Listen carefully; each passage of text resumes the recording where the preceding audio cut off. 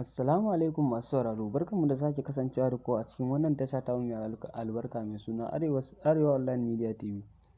To mai sauraro, sannin ka zuwa da wannan tasha ta mai albarka mai suna Arewa Online Media TV. Idan wannan shine zuwanka na farko mai sauraro, ka danna alamar subscribing da alamar ƙararrawa domin haka shine zai baka damar samun daɗaɗɗen labaranmu da zarar mun ɗora a kowane irin lokaci.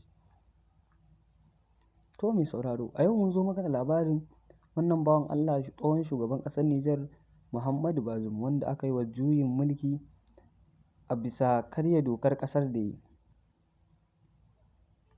To mai sauraro, shi dai wannan bawan Allah an mai juyin mulki ne a bisa karya dokar ƙasar da yi, kuma inda Faransa ta yi Allah wadarai da abin da mutanen ƙasar suka yi, suka janye mata tallafi da wasu abubuwa na tattalin arziki. To mai sauraro, kada ka manta kana tare da mu a cikin wannan tasha ta mai albarka mai suna Arewa Online Media TV. Ka ci gaba da kasancewa da mu a cikin wannan tasha ta mai suna Arewa Online Media TV. To mai sauraro, shugaban Najeriya Bola Ahmed Tinubu ya sa takunkumi mai tsauri ga wannan ƙasa ta Nijar, inda ya janye musu wasu tallafi kamar na wutar lantarki da shigar da kayan ma'adanai. To mai sauraro, ka ci gaba da kasance da mu a cikin wannan tasha ta mai albarka mai suna Arewa Online Media TV.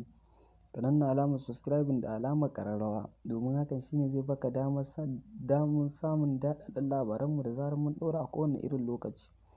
To mai sauraro, a wani ɓangaren kuma shugaban ƙasar America Biden, wato Joe Biden, inda yake cewa idan Nijar fa suka ce za su yi yaƙi da wata ƙasa akan juyin mulkin, wata ƙasa ta ce za ta yaƙi Nijar akan juyin mulkin da ta yi, ita ma a shirye take ta yaƙi kowace ƙasa ce.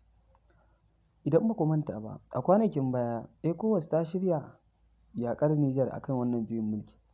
Kuma mai sauraro, kada ka manta wannan juyin mulki da aka yi, ita ECOWAS ɗin, shugaban ECOWAS ɗin waye shugabanta? Shine shugaban ƙasar Najeriya Bola Ahmed Tinubu. To mai sauraro, a taƙaice dai in za ka fahimta cewa America da Najeriya za ta yi yaƙi. Me ra'ayinka game da wannan batu na Joe Biden shugaban ƙasar America? To mai sauraro, ka ci gaba da kasancewa da mu a cikin wannan tasha ta mai albarka mai suna Arewa Online Media TV. Ka danna alamar subscribing da alamar ƙararrawa domin haka shine zai baka damar samun daɗaɗɗen labaranmu da zarar mun ɗora a kowane irin lokaci. To mai sauraro, a wani ɓangaren na cikin Afirka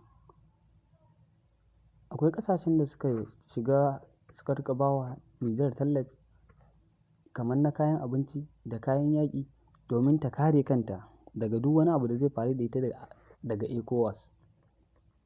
Inda Nijar su kuma suka ce, shugaban juyin mulki na Nijar ya ce su Nijar ba yaƙi suke so ba, amma in za a yaƙe su za su kare kansu. To wannan maganar tashi ta sa ECOWAS ta sauko, inda ECOWAS suka shiga taron gaggawa suka ce sun ba wa Nijar tazarar wata 9 akan ta mai da mulki. To mai sauraro, ka faɗa mana ra'ayinka game da wannan badakala da ake, inda maso arewacin Najeriya suke cewa ai su wannan da su za a yi yaƙi ba da Najeriya ba, tunda sun fi kusa da wannan ƙasa ta Nijar. To mai sauraro, kada ka manta kana tare da mu a cikin wannan tasha ta mai suna Arewa Online Media TV. Ka danna alamar subscribing da alamar ƙararrawa domin hakan shine zai baka damar samun daɗaɗɗen labaranmu da zarar mun ɗora a kowane irin lokaci. Mun gode da ziyartar wannan tasha ta mai albarka mai suna Arewa Online Media TV.